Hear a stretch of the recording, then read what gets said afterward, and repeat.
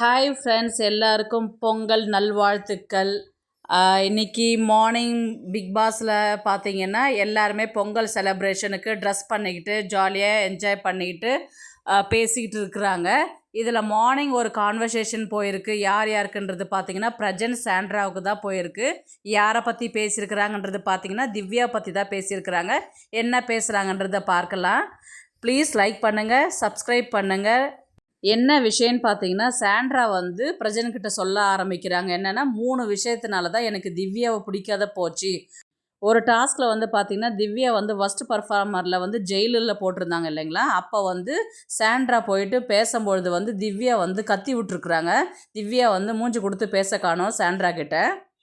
First performer அவள் வாங்கினதுனால எல்லாருக்கிட்டேயுமே வந்து என்ன தான் வந்து ஒஸ்ட்டு அப்படின்னு சொல்லிக்கிட்டு இருக்கிறா அவள்.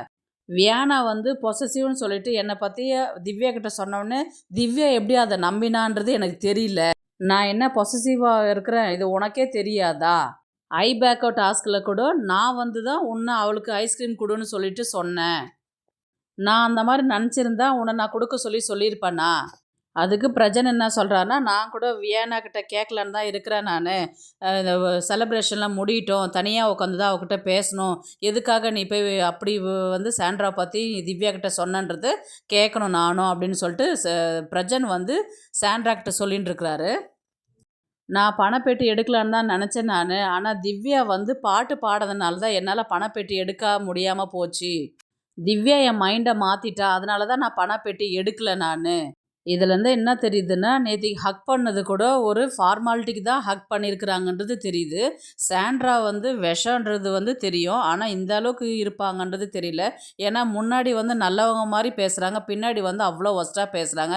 நேத்திக்கு கூட அவ்வளோ ஒரு இதுவாக பேசிட்டு, இப்போ வந்து திவ்யா வந்து மோசம், அவளால் தான் நான் பணம் எடுக்கலை, அவள் தான் என்னை வந்து எல்லாருக்கிட்டையுமே வந்து தப்பாக ப்ரொஜெக்ட் பண்ணுறா அப்படின்னு சொல்லிட்டு சாண்ட்ரா வந்து பிரஜன்கிட்ட பேசின்னு இருக்கிறாங்க மார்னிங் கான்வர்சேஷனில். திவ்யா வந்து பார்த்திங்கன்னா உள்ளார வந்தாங்க. அப்போ வந்து பிரஜன் வந்து சைடில் உட்காண்ட்ருந்தாரு. இவங்க திவ்யா என்ன பண்ணாங்க, தன்னுடைய ஜுவல்ஸ் எல்லாம் எடுத்துக்கிட்டு எதுவுமே பேசாத வெளியில் போயிட்டாங்க. அதுக்கு பிரஜன் என்ன சொல்கிறாருன்னா, ஆமாம் திவ்யாவுடைய ஆட்டிடியூடே மாறிடுச்சு, மாதிரி இல்லை இப்போது, நானும் அவகிட்ட கொஞ்சம் பேசணும் அப்படின்ற மாதிரி வந்து பிரஜன் வந்து சாண்ட்ரா கிட்ட சொல்லின்னு இருக்கிறாரு.